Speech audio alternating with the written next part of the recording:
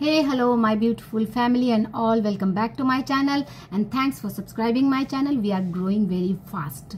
और आज की वीडियो पूरी की पूरी मैनिफेस्टेशन पे है, क्योंकि हम सब अपने लाइफ में कुछ ना कुछ मैनिफेस्ट करना चाहते हैं और उसमें कुछ ना कुछ चैलेंजेस भी आते हैं। तो ये वीडियो पूरी की पूरी मास्टर क्लास है, जिसमें आपको समझ में आ जाएगा कि मैनिफेस्टेशन चाहे कितनी भी डिफिकल्ट और इम्पॉसिबल क्यों ना हो, उसे कैसे डील करना है और उसमें आने वाले चैलेंज को चाहे वो कितनी भी डिफिकल्ट क्यों ना हो, उसे कैसे डील करना है।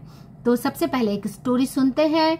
1942 के समय की, यानी सेकेंड वर्ल्ड वॉर के समय की घटना है। Glenn Litchfield Chinese insurance company में ऑफिसर थे और उस समय जापान का चीन पर कब्जा था। एक दिन जापानी एडमिरल ऑफिस में आया और उसने इंश्योरेंस का पूरा हिसाब किताब बताने को कहा। लिचफील्ड, जैसा कि होता है नॉर्मली, अपने देश के लिए कुछ वफादारी दिखा गए और कुछ हिसाब किताब में उन्होंने कुछ पैसे अदर इंश्योरेंस कंपनी में ट्रांसफर कर दिए, जिसकी भनक एडमिरल को लग गई।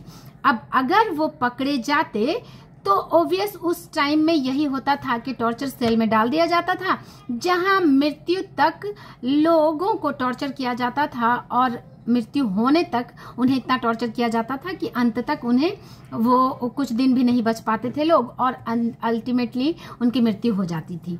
तो अब उन्हें लगा कि अब तो भनक लग गई है, अब क्या करना चाहिए। तो उन्होंने टाइपराइटर निकाला, उस समय वही अवेलेबल था, और उन्होंने लिखना शुरू किया कि क्या करूं, क्योंकि उन्हें समझ में नहीं आ रहा होगा ऑब्वियसली कि क्या किया जाए, बता दूं या फिर कुछ भी।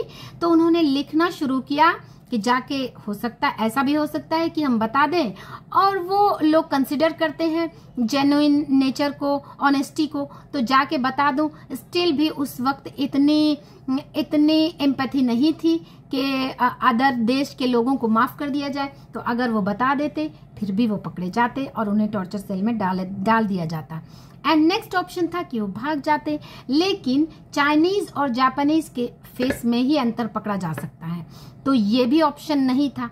एक लास्ट ऑप्शन उन्हें समझ में आया कि मैं ऐसे बिहेव करूं जैसे कि कुछ हुआ ही नहीं।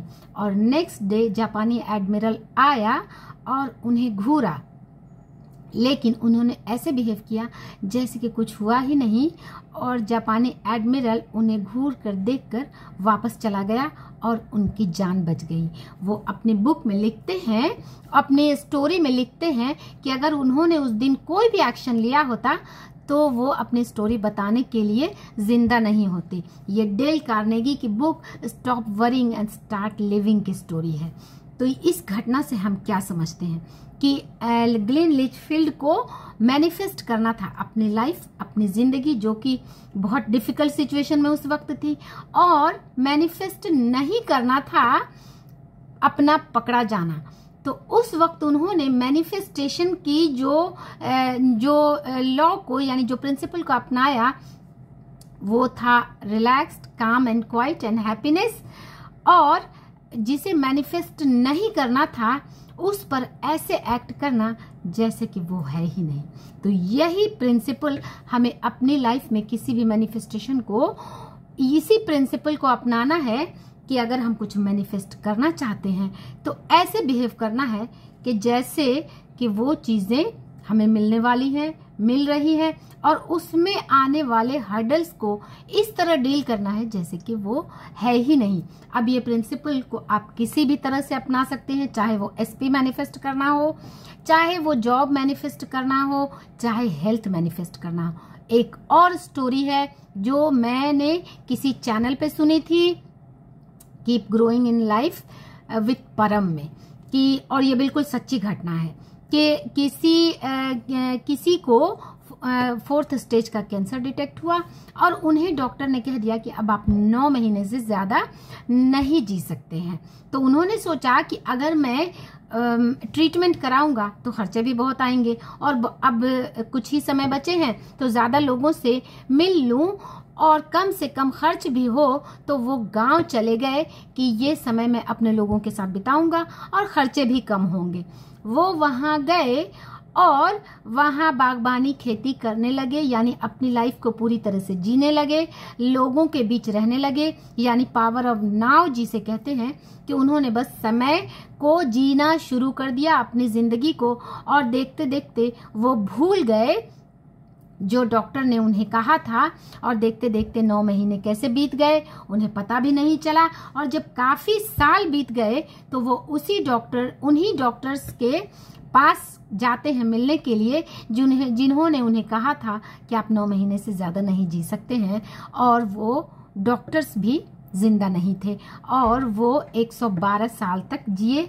ये बिल्कुल सच्ची घटना है। उनका नाम मुझे याद नहीं है, आप गूगल करके, अच्छा जाओ गूगल कर सकते हैं, किसी नेक्स्ट वीडियो में मैं बता दूंगी उनका नाम। इससे क्या समझ में आया, उन्हें लाइफ मैनिफेस्ट करनी थी, मैनिफेस्ट नहीं करना था डिजीज, तो उन्होंने उसके लिए ऐसे एक्ट किया जैसे वो है ही नहीं। मैनिफेस्ट करना था जिंदगी, तो उन्होंने उसे ऐसे जीना शुरू किया जैसे कि ये बहुत बड़ी नेमत है, उसे उन्हें जीना है।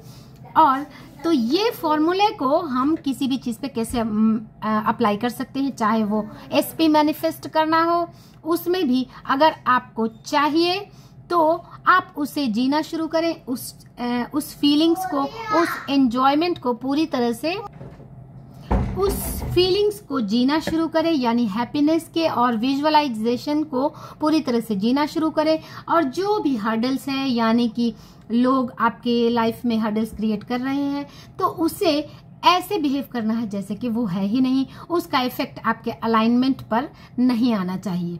और बात रही जॉब की या मनी की या हेल्थ के बारे में, तो समझ में आ ही गया कि ऐसे बिहेव करना है, ऐसे जीना है जैसे कि वो चीजें नहीं है लाइफ में।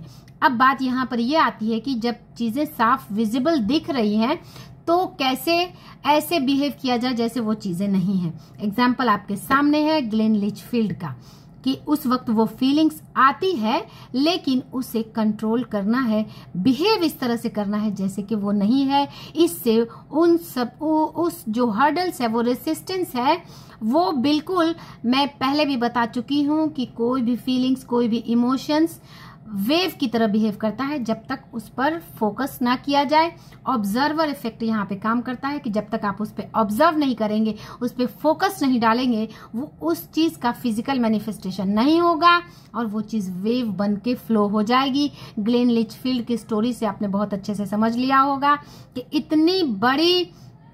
इतना बड़ा चैलेंज उसको सिर्फ उन्होंने डील ऐसे किया कि उस पर फोकस नहीं करना, यानी कि उस पर ऑब्जर्व नहीं करना, और वो चीजें वेव बन के फ्लो हो गई। अगर उस पर थोड़ा सा भी वो फोकस डालते, वो चीजें उनकी लाइफ में मैनिफेस्ट हो जाती, और जो उनका मैनिफेस्टेशन है उसका क्या होता वो तो ऊपर वाला ही जानता है। तो यही है, ये वीडियो पूरा का पूरा सार है कि आपका पूरा का पूरा फोकस सिर्फ और सिर्फ अपनी मैनिफेस्टेशन, उसकी फीलिंग्स, उसकी विजुअलाइजेशन पे होना चाहिए। और रेसिस्टेंस आपके सामने जो कुछ भी है, क्योंकि रेसिस्टेंस आएंगी, हमारे साथ इतनी सारी चीजें कनेक्टेड हैं, उसका कुछ ना कुछ इन्फ्लुएंस होगा, क्योंकि हर चीज अपनी फ्रीक्वेंसी पर फ्लो कर रही है। हर चीज की अपनी फ्रीक्वेंसी है, हर लोग की अपनी फ्रीक्वेंसी है, हर लोग अपनी फ्रीक्वेंसी के अकॉर्डिंग वाइब्रेट कर रहे हैं, तो उनको लेकर अपनी अलाइनमेंट को डिस्टर्ब करना अपनी मैनिफेस्टेशन से आपको दूर ले जाएगा। सो लोग किस तरह बिहेव करते हैं उन्हें करने दीजिए, वो उनकी अपनी प्रोग्रामिंग है, उसके अकॉर्डिंग वो बिहेव कर रहे हैं। जस्ट बी एम्पैथेटिक कि कोई आपके साथ अच्छा बिहेव कर रहा है या खराब बिहेव कर रहा है, उसके लिए एक करुणा और दया की भावना रखें, दैट्स इट, और उसे फ्लो करने दें। आपका ध्यान सिर्फ और सिर्फ अपनी मैनिफेस्टेशन, अपने डिजायर, अपने ड्रीम, अपनी लाइफ पर होना चाहिए, और इसके लिए यूनिवर्स काफी है मैनिफेस्टेशन के लिए। Hope you like it. If you are watching me for the first time, like, share, subscribe my channel. Thanks for watching.